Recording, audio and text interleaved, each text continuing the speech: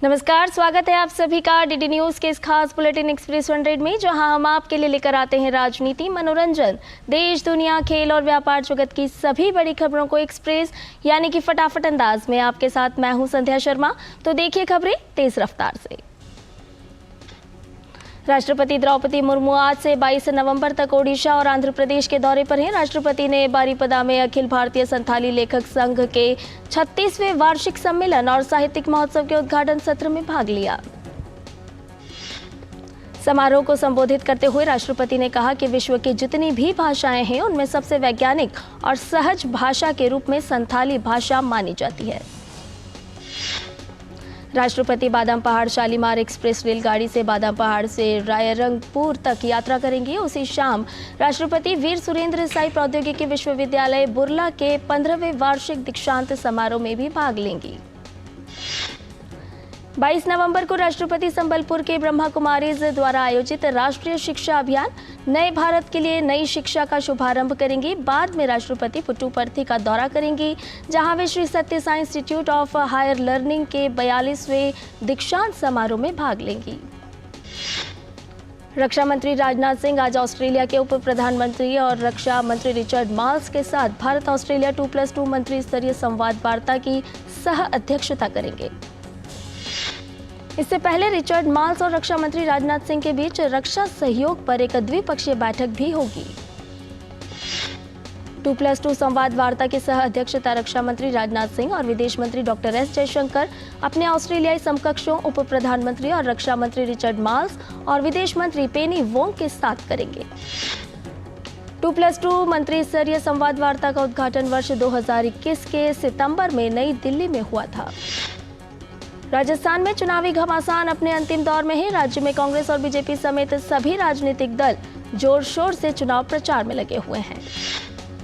प्रधानमंत्री नरेंद्र मोदी ने आज पाली में जनसभा को संबोधित किया। प्रधानमंत्री ने कहा कि देश विकसित होने के लिए दिन रात मेहनत कर रहा है। प्रधानमंत्री पीलीबंगा में भी जनसभा को संबोधित करेंगे। इसके साथ ही आज शाम को ही प्रधानमंत्री बीकानेर में रोड शो भी करेंगे। वहीं भारतीय जनता पार्टी के राष्ट्रीय अध्यक्ष जेपी नड्डा भी आज राजस्थान के उदयपुर और राजसमंद में जनसभाएं करेंगे।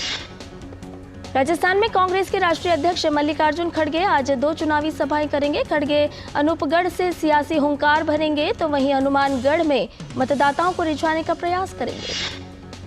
तेलंगाना में 30 तारीख को होने वाले चुनाव के लिए भाजपा के वरिष्ठ नेता और केंद्रीय गृह मंत्री अमित शाह आज फिर प्रचार करेंगे।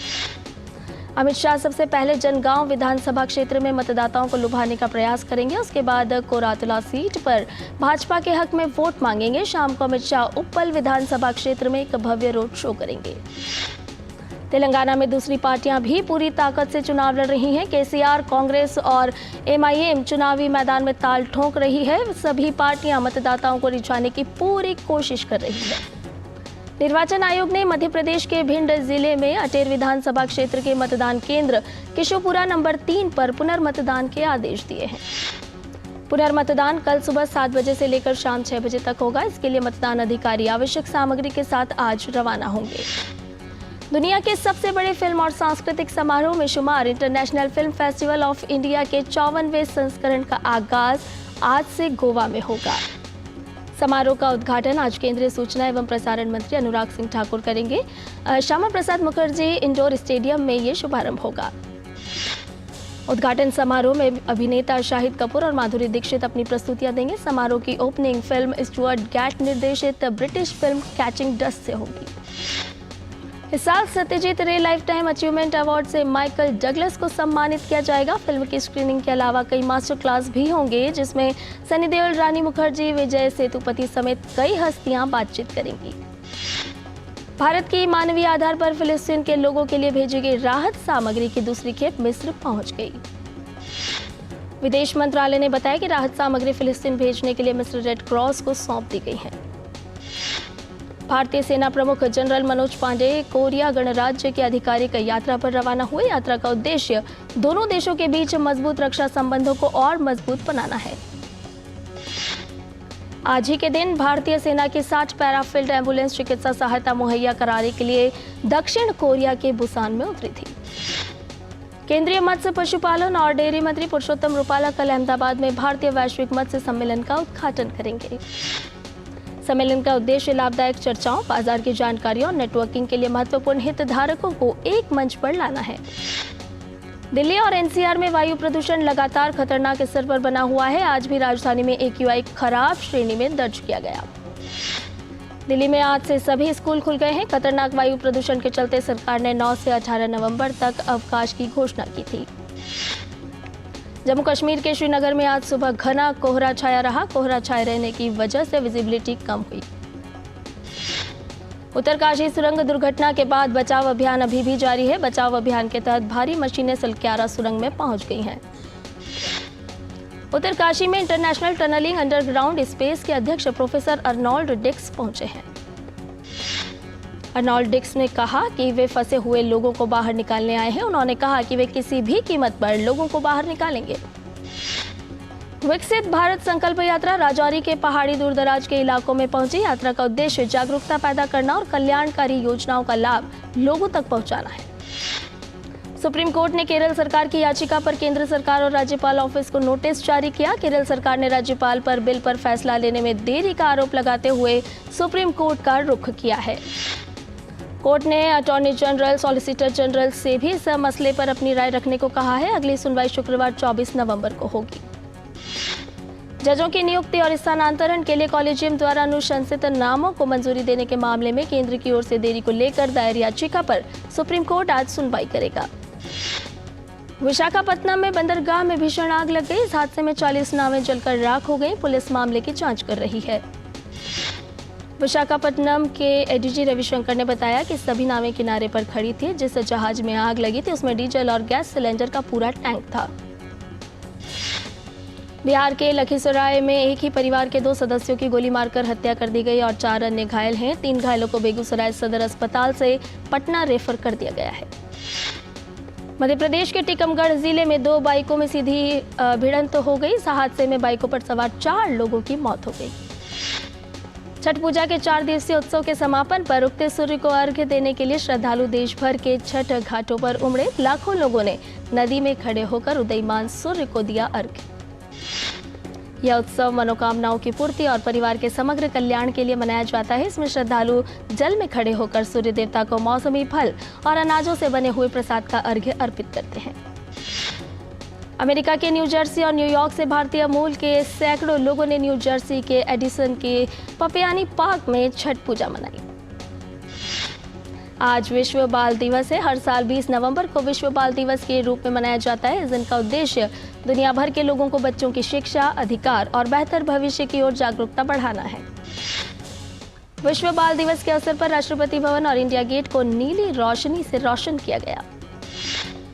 वित्त मंत्री निर्मला सीतारमण ने पीएम स्वनिधि से समृद्धि कार्यक्रम के तहत लाभार्थियों को मंजूरी पत्र वितरित करते हुए कहा कि नगर पालिकाओं के अधिकारियों को शामिल नहीं किए गए फुटपाथ पर बिक्री करने वालों की पहचान करनी चाहिए और उन्हें इस योजना का लाभ उठाने में मदद करनी चाहिए।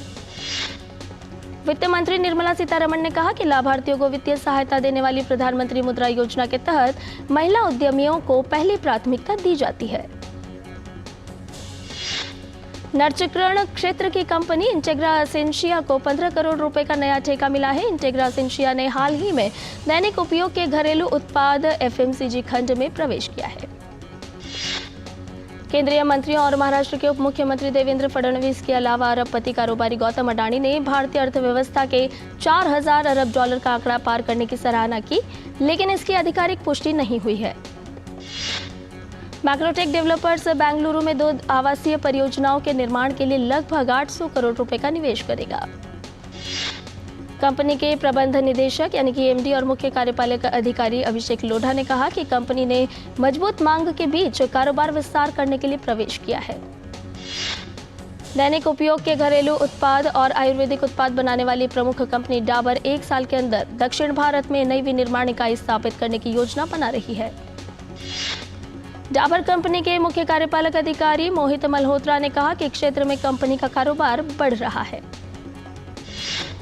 मोहित मल्होत्रा ने कहा कि डाबर की कुल घरेलू बिक्री का 20% दक्षिण भारत से आता है और इस क्षेत्र में कंपनी का कारोबार पिछले 5-6 साल में 2 गुना हुआ है।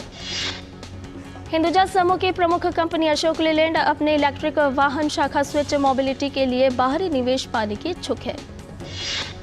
कंपनी के प्रबंध निदेशक और मुख्य कार्यकारी अधिकारी शेनु अग्रवाल ने यह जानकारी देते हुए कहा कि इसके लिए सही रणनीतिक साझेदार का इंतजार है।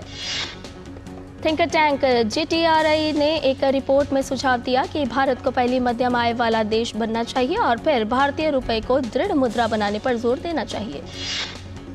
GTRI ने कहा कि ऐसा होने तक स्थानीय मुद्रा में वैश्विक व्यापार से निपटान को बढ़ावा देना चाहिए।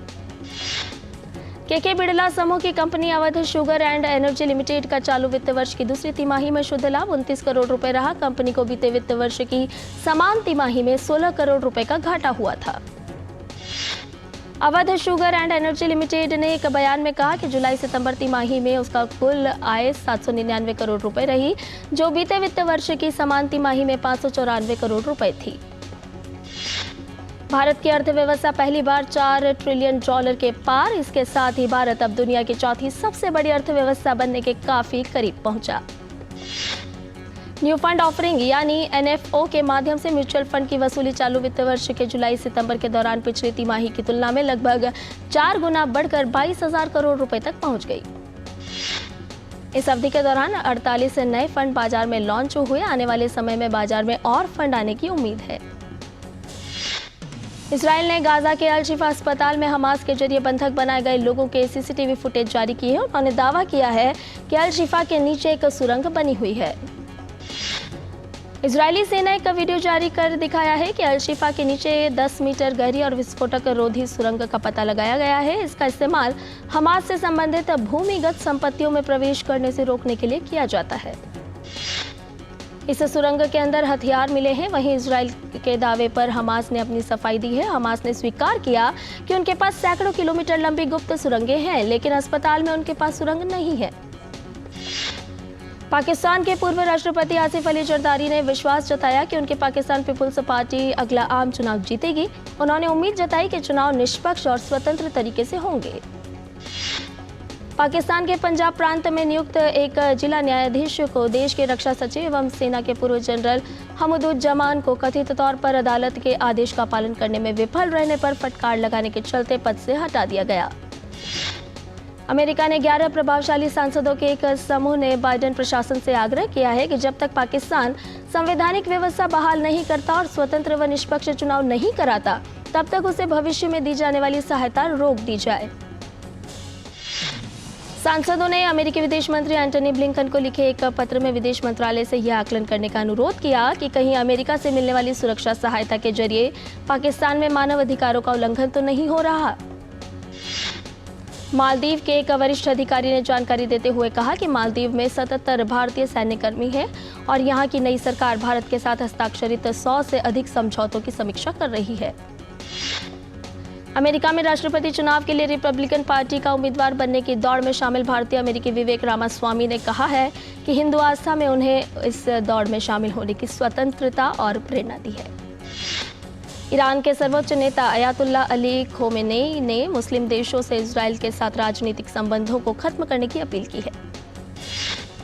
इससे पहले अरब लीग के सदस्यों के बीच संयुक्त शिखर सम्मेलन में अरब लीग के कई देश इजराइल पर व्यापक प्रतिबंध लगाने पर सहमत नहीं हुए। एलॉन मस्क की कंपनी स्पेसएक्स के विशाल रॉकेट स्टारशिप का दूसरा टेस्ट भी फेल हो गया। अमेरिका के टेक्सास में स्टार बेस लॉन्च साइट से इस 2 चरणों वाले रॉकेट शिप को लॉन्च किया गया। जापान में सबसे बड़े धार्मिक बौद्ध संगठन सोका गक्कई के पूर्व प्रमुख डेइसाको इकेदा का निधन हो गया। वे 95 वर्ष के थे। इकेदा ने जापान के बौद्ध भिक्षु निचिरेन की शिक्षाओं पर आधारित इस संगठन को विश्व में लोकप्रिय बनाया था। ऑस्ट्रेलिया ने छठी बार वनडे विश्व कप का खिताब जीत लिया है। अहमदाबाद में खेले गए खिताबी मुकाबले में ऑस्ट्रेलिया ने भारत को 6 विकेट से हराने में सफलता पाई। ऑस्ट्रेलिया की जीत में ट्रेविस हेड ने अहम भूमिका निभाते हुए शतकीय पारी खेली। ट्रेविस हेड ने 137 और लाबुशेन ने नाबाद 58 रन बनाए। रोहित शर्मा और शुभमन गिल ने फाइनल में एक बड़ा रिकॉर्ड अपने नाम कर लिया है। यह जोड़ी एक कैलेंडर ईयर में वनडे की दूसरी सबसे बेस्ट जोड़ी बन गई। भारत ने पहले बल्लेबाजी करते हुए 50 ओवर में 240 रन बनाकर ऑल आउट हो गई। भारत के लिए राहुल और कोहली ने अर्धशतकीय पारी खेलने में सफलता पाई। मिचेल स्टार्क ने 3 विकेट लिए। भारतीय गोल्फर गगनजीत भुल्लर ने इंडोनेशिया मास्टर्स का खिताब जीत लिया है। ये उनका 11वां एशियाई टूर खिताब है। गगनजीत भुल्लर की इंडोनेशिया में 5वीं जीत है। भुल्लर ने अंतिम दिन 67 का कार्ड खेला, जिसमें 4 बर्डी और 2 बोगी शामिल है। मैक्स वर्स्टापेन ने लास वेगास ग्रैंड प्री का खिताब जीत लिया है। फरारी के चार्ल्स लेक्लर्स ने दूसरा और रेड बुल के सर्जियो पेरेज ने तीसरा स्थान प्राप्त किया। फ्रांस के फुटबॉल टीम ने इतिहास में सबसे बड़ी जीत हासिल करते हुए जिब्राल्टर को 14-0 से हराने में सफलता पाई। फ्रांस के लिए स्टार स्ट्राइकर किलियान एम्बाप्पे ने हैट्रिक लगाने में सफलता पाई। वहीं कोमेन और अनुभवी जिरूड ने 2-2 गोल किए। बार्सिलोना की महिला टीम ने शानदार खेल दिखाते हुए स्पेन की महिला फुटबॉल लीग में रियल मैड्रिड को 5-0 से हराने में सफलता पाई। ऑस्ट्रेलिया ने फाइनल मैच में भारत को हराकर खिताब अपने नाम कर लिया। वहीं हार के बाद विराट कोहली बुरी तरह टूट गए। इंडिया और ऑस्ट्रेलिया के बीच हुए वर्ल्ड कप मुकाबले का असर सलमान खान की फिल्म टाइगर 3 पर दिखने को मिला। मैच के कारण फिल्म 10.28 करोड़ के कलेक्शन पर सिमट गई। वर्ल्ड कप में कमेंट्री करने वाले हरभजन सिंह फाइनल मैच के दौरान अपने एक कमेंट को लेकर विवादों में घिर गए हैं। अजय देवगन ने फैमिली और फ्रेंड्स के साथ क्रिकेट मैच एंजॉय करने की फोटो सोशल मीडिया पर शेयर की है। टेलीविजन एक्ट्रेस आशिका गुराडिया हाल ही में एक क्यूट से बेबी की मां बनी। आशिका गुराडिया ने अपने बेटे विलियम अलेक्जेंडर संग पहला फोटो शेयर किया। विक्रांत मैसी की फिल्म 12th फेल लगातार अपनी सफलता का परचम लहरा रही है। 12th फेल की अब तक टोटल कमाई 38.34 करोड़ तक पहुंच गई है। फिल्म धूम के निर्देशक संजय गढ़वी का अचानक निधन हो गया। संजय हर रोज की तरह सुबह मॉर्निंग वॉक पर निकले थे। इसी बीच उनकी तबीयत बिगड़ गई थी। मिस यूनिवर्स 2023 का ऐलान कर दिया गया है। शेनेस पैलासियोस के सिर विजेता का ताज सजा। मशहूर अभिनेता विनोद थॉमस का केरल के पंबाडी में एक खड़ी कार से शव बरामद हुआ। कार एक होटल के परिसर में खड़ी थी।